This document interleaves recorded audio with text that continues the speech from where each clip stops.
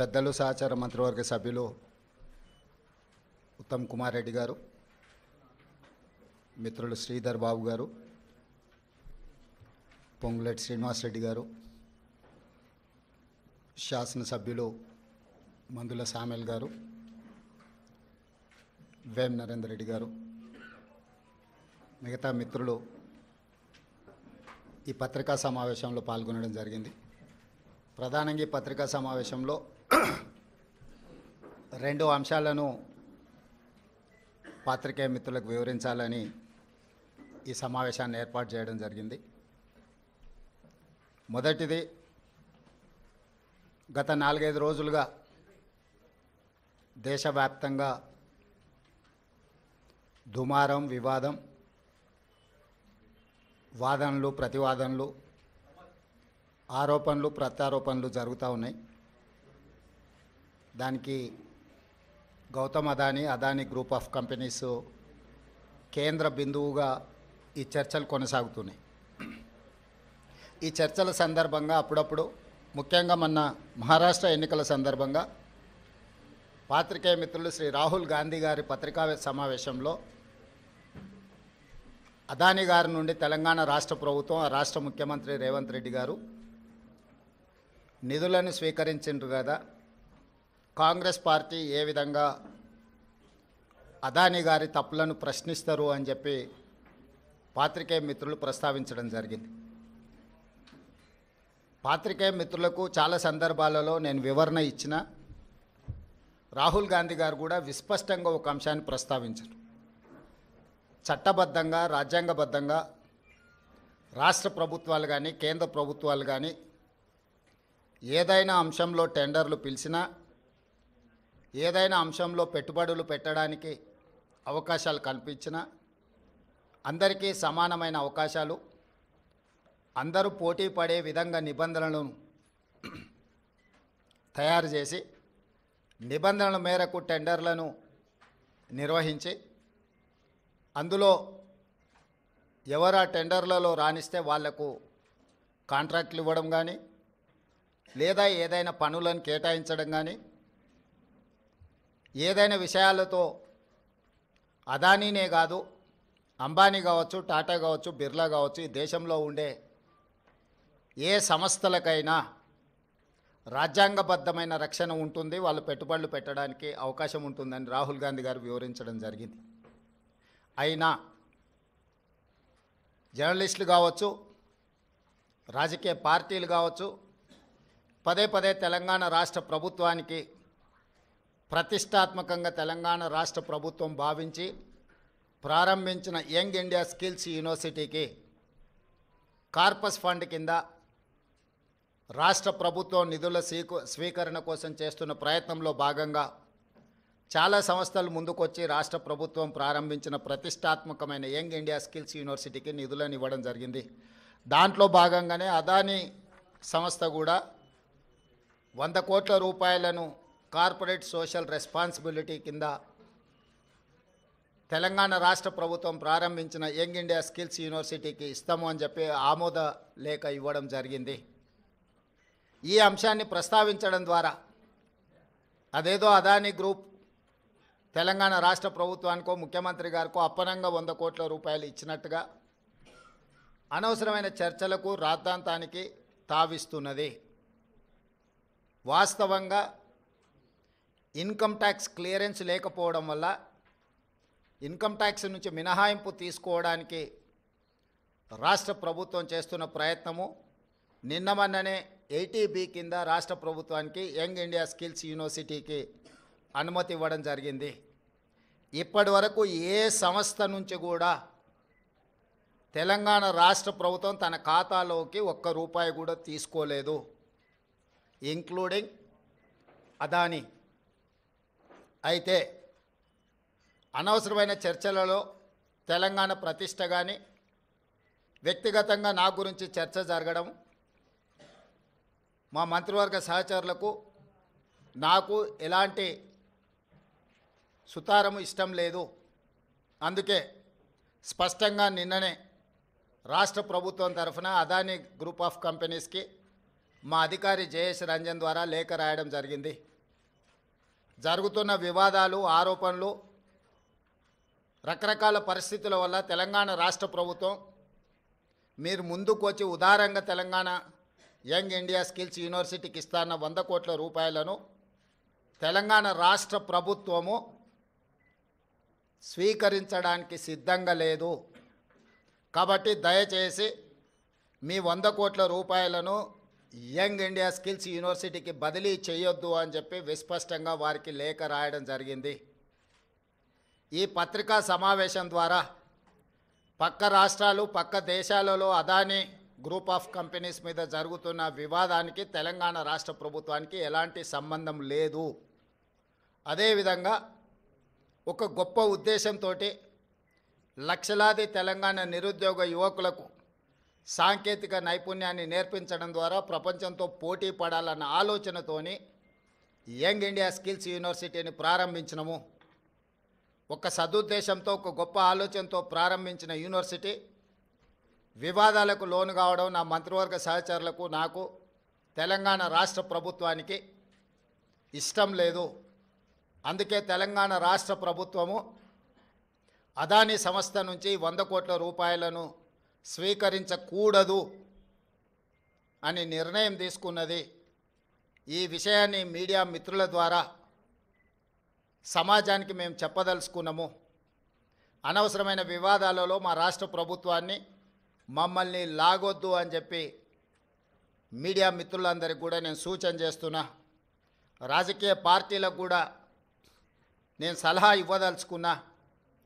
రాష్ట్ర ప్రభుత్వ ప్రయోజనాల కోసం తీసుకున్న నిధులను కూడా రాజకీయ కోణంలో ఆరోపణలు చేయడం ద్వారా నిరుద్యోగ యువకులకు నష్టపరిచే విధంగా వ్యవహరించే వాళ్లకు రాష్ట్ర ప్రభుత్వం ఈ నిర్ణయం తీసుకున్నది. వాళ్ళందరూ కూడా ఈ అంశాన్ని పరిగణలోకి తీసుకోవాల్సిందిగా నేను ఈ సందర్భంగా తెలియజేస్తున్నా.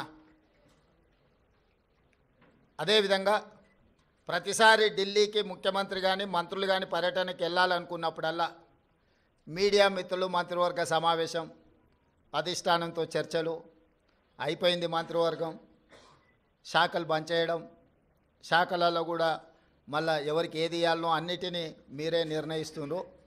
ఈ ఢిల్లీ పర్యటన ఓం బిర్లా లోక్సభ స్పీకర్ గారి కూతురు యొక్క వివాహ కార్యక్రమం ఉన్నది.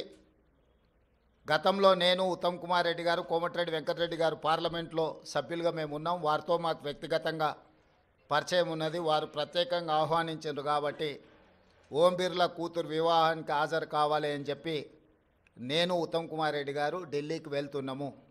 ఈ పర్యటనకు రాజకీయ ప్రాధాన్యత లేదు.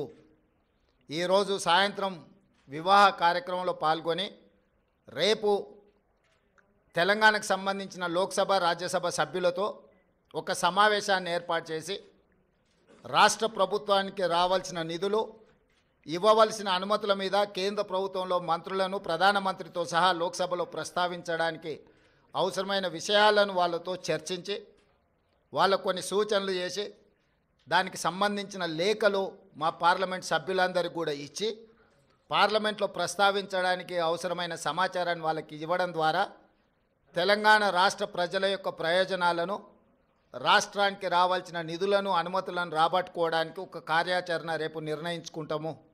అదే కాకుండా ప్రధానంగా ఎయిర్పోర్ట్స్ విషయంలో, మెట్రో రైలు విషయంలో, అదేవిధంగా నీటి కేటాయింపుల విషయంలో ఇట్లా ప్రధానమైన అంశాలు కేంద్ర ప్రభుత్వం దగ్గర దీర్ఘకాలికంగా వాయిదా పడుతూ వస్తున్నాయి. రేపు ఎవరైనా మంత్రులు అందుబాటులో ఉంటే, అది డిఫెన్స్ కావచ్చు, అర్బన్ డెవలప్మెంట్ కావచ్చు, జలశక్తి కావచ్చు, ఎయిర్పోర్ట్ అథారిటీ రిలేటెడ్ ఇష్యూస్ కావచ్చు, మంత్రులు ఎవరైనా ఉంటే రేపు అపాయింట్మెంట్స్ ఒకవేళ దొరికితే అందుబాటులో ఉన్న ఎంపీలు, అందుబాటులో ఉన్న మంత్రులము ఆయా కేంద్ర మంత్రులను కలిసి రాష్ట్రానికి రావాల్సిన నిధులను, అనుమతులను రాబట్టుకోవడానికి ప్రయత్నం చేస్తాము. ఈ ఢిల్లీ పర్యటన ఇంతే. కొంతమంది హరాజ్ పాట పాడినట్టు 26సారి, 27సారి, 28సారి అని ఇట్లా హరాజ్ పాటలు పాడుతున్నారు. వాళ్ళలాగా పైరవీల కోసమో, కాళ్ళు పట్టుకోవడానికో, కేసులను ఎత్తేయించుకోవడానికో మోడీ ముందు మొక్కలిల్లడానికో ఢిల్లీకి వెళ్ళడం లేదు. కేంద్ర ప్రభుత్వాన్ని అవసరమైతే నిలదీసైనా రాష్ట్ర ప్రభుత్వానికి రావాల్సిన నిధులు అనుమతులను తెచ్చుకోవడానికే మేము ఢిల్లీ పర్యటన చేస్తున్నాము. ఎవరి కాల్లో పట్టుకోవడానికో, కేసుల నుంచి తప్పించుకోవడానికో, గవర్నర్ నుంచి అనుమతి ఇవ్వకుండా ఆపుకోవడానికో మా ప్రయత్నం కాదు. వాళ్ళకి నేను సూచన చేస్తున్నా, మీరు 10 సంవత్సరాలు నిర్లక్ష్యం చేయడం వల్ల రాష్ట్రానికి తీరని అన్యాయం జరిగింది. కేంద్ర ప్రభుత్వాన్ని ప్రశ్నించాల్సిన మీరు కేంద్ర ప్రభుత్వంతో అంటగాగి మనకు బయ్యారం ఉక్కు కర్మాగారం కావచ్చు, కాజీపేట రైల్వే కోచ్ ఫ్యాక్టరీ కావచ్చు, IIITలు కావచ్చు, లేకపోతే గిరిజన యూనివర్సిటీ కూడా 10 సంవత్సరాలు ఆలస్యం కావచ్చు, ఎన్టీపీసీ ద్వారా ప్రారంభించాల్సిన 4000 మెగావాట్ల విద్యుత్ అంశం కావచ్చు, బ్యాక్వర్డ్ డిస్ట్రిక్ట్స్ డెవలప్మెంట్ ఫండ్స్ కావచ్చు, BRGF, ఇట్లాంటివి కూడా చాలా విషయాలలో తెలంగాణ రాష్ట్రానికి 10 సంవత్సరాలలో వేల కోట్ల నష్టం జరిగింది. అది మన హక్కు, ఎవరి దయనో కాదు. మన హక్కుల కోసం మనం ఢిల్లీలో పర్యటించాలి, కేంద్ర ప్రభుత్వాన్ని కలవాలి, కేంద్ర ప్రభుత్వం నుంచి నిధులు తెచ్చుకోవాలి.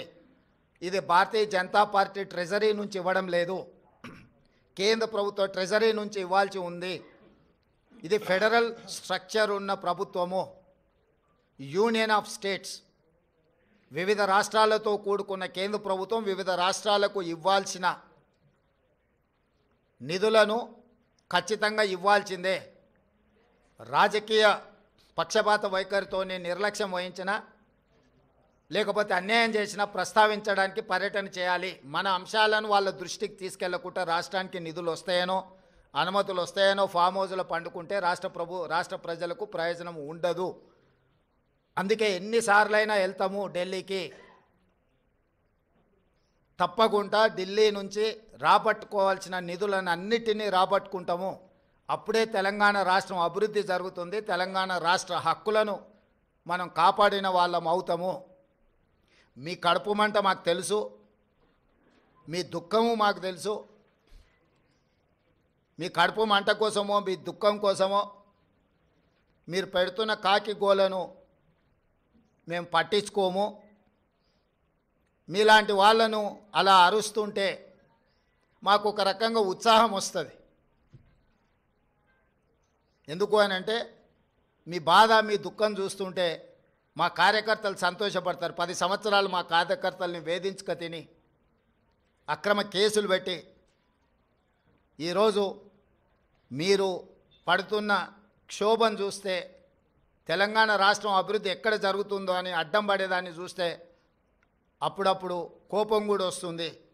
కానీ ఇవన్నిటిని ప్రదర్శించాల్సిన సమయం కాదు. ఏకాగ్రతతో, కార్యదీక్షతతో తెలంగాణ రాష్ట్రాన్ని అభివృద్ధి పదం వైపు నడిపించే బాధ్యత తెలంగాణ ప్రజలు మాకు ఇచ్చిండ్రు. ఆ దిశగా మేము ముందుకు వెళ్తామని చెప్పి తెలియజేస్తున్నాం.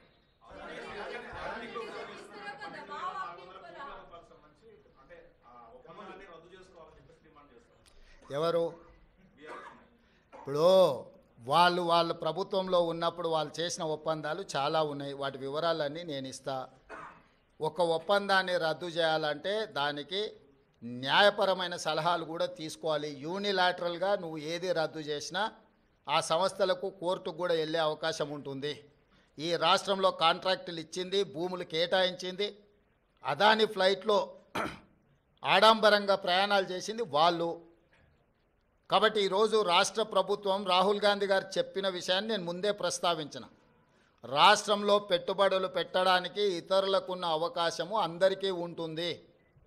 పెట్టుబడుల విషయంలో ఎవరికి మినహాయింపులో లేకపోతే ఎవరికో అప్పనంగా ఆయాచితంగా కట్టబెట్టే విధానము ఉండదు.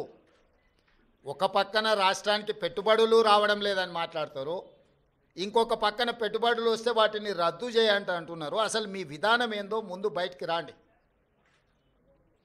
గతంలో మీరు ఇచ్చిన నేషనల్ హైవేస్ కావచ్చు, లేకపోతే డేటా సెంటర్లు కావచ్చు, ఇతర ఆర్మీ రిలేటెడ్ సంస్థలు ప్రారంభించడానికి మీరు కేటాయించిన భూముల మీద మీ మీద ఏమైనా కేసులు పెట్టాలా?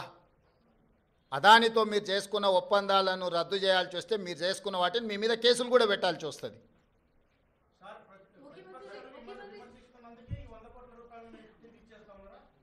ఎవరు చెప్పిండ్రు? రాంబాబు ప్రెస్ మీట్ విననట్టు ఉన్నాడు. మొత్తం విను ఒకసారి మళ్ళీ నేను ఇంతకుముందు ఏం చెప్పినా.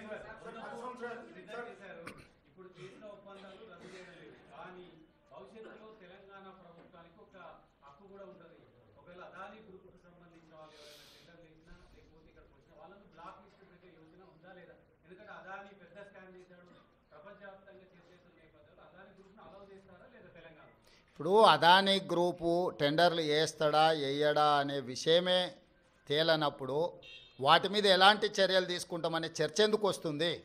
టెండర్లు పిలిచినప్పుడు వాళ్ళు భాగస్వామ్యం చేసినప్పుడు ఆ ప్రభుత్వాన్ని ఇతర ప్రాంతాలలో బ్లాక్ లిస్ట్ ఒకవేళ చేసి ఉంటే ఏ నిబంధనల మేరకు ప్రభుత్వం చర్యలు తీసుకోవాలో ప్రభుత్వం ఆ నిబంధనల మేరకు చర్యలు తీసుకుంటుంది. ముందుగానే ఊహించుకొని లేకపోతే ఎవరో ఒకరు ఏదో ఒకటి అల్లర చిల్లర మాటలు మాట్లాడితే వాటి మీద ప్రభుత్వం స్పందించదు. ప్రభుత్వానికి నిర్దిష్టమైన విధి విధానాలు ఉంటాయి. ఆ నిర్దిష్టమైన విధి విధానాలకు లోబడి మాత్రమే ప్రభుత్వం చర్యలు చేపడుతుంది.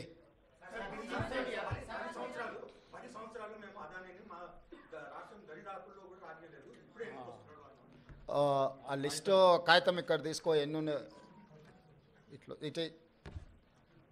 ఇప్పుడు నోరు తెరిస్తే అబద్ధాలు మాట్లాడడం, ఇది అదాని పక్కలు ఉన్నాయని ఎవరు ఈయన పేరు గుర్తుపడతావా? ఏం పేరు ఈయన పేరు? మరి ఈయన చంద్రశేఖరరావు. ఆయన వంగి వంగి నమస్కారం పెడుతున్నాయి. అప్పుడు ఆయన వంగినా ఇట్లా ఇంతగా వంగినా? అదేవిధంగా ఆయన ఇచ్చిన వర్కులు కొన్ని నేను లిస్టు చదివి చెప్పిస్తా. KCR invites Adani to set up a power plants in TS. Okay, Hans India పత్రిక ఓనర్ ఉండొచ్చు కదా. Business baron Adani meets to KCR, Times of India. ఇగో ఈ బుద్ధిమంతుడు ప్రబుద్ధుడు అదాని సంఖలో దూరిండు.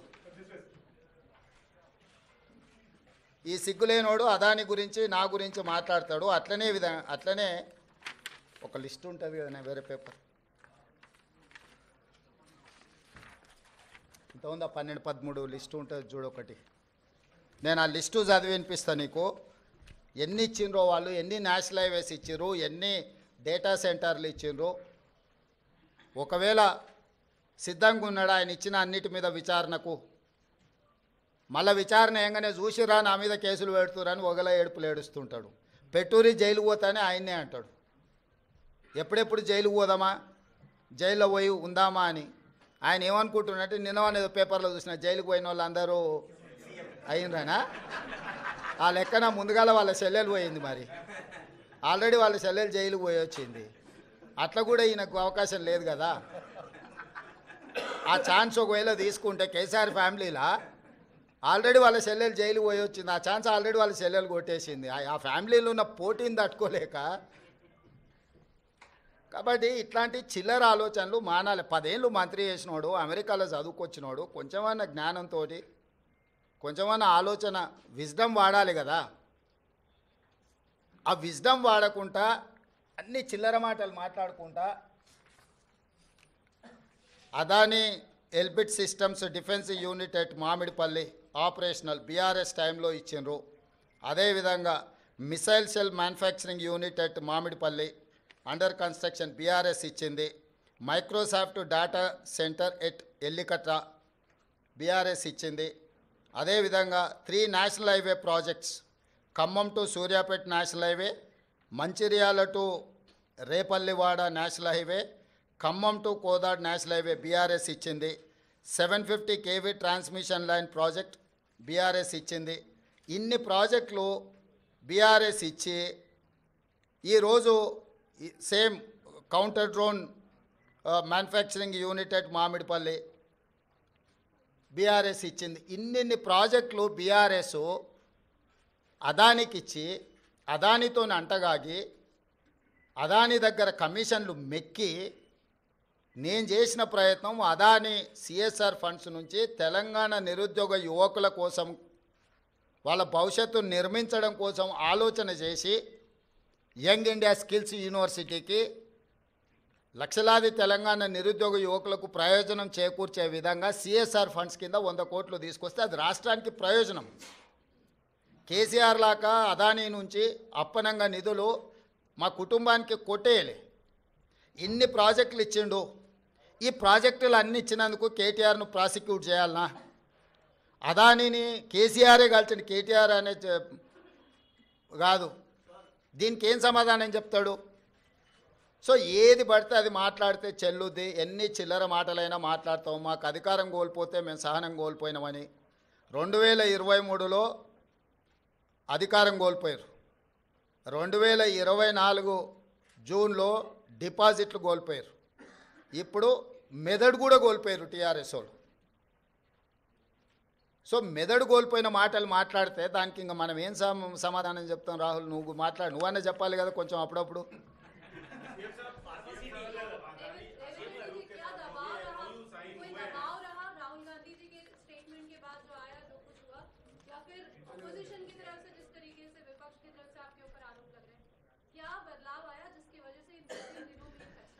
बदलाव नहीं है, ये कंट्रोवर्सीज में मैं जाना नहीं चाहता हूँ, क्योंकि अदानी ग्रुप से मैं किसी पार्टी के लिए, हमारे कांग्रेस पार्टी के लिए नहीं है तो हमारे परिवार के लिए एक पैसा नहीं लिए। जो तेलंगाना राज्य सरकार ने जो कदम उठाया निरुद्योग युवता के लिए यंग इंडिया स्किल्स यूनिवर्सिटी, क्योंकि लाखों के युवता आज without any skill they are not getting any employment. So I wanted to teach my students skill.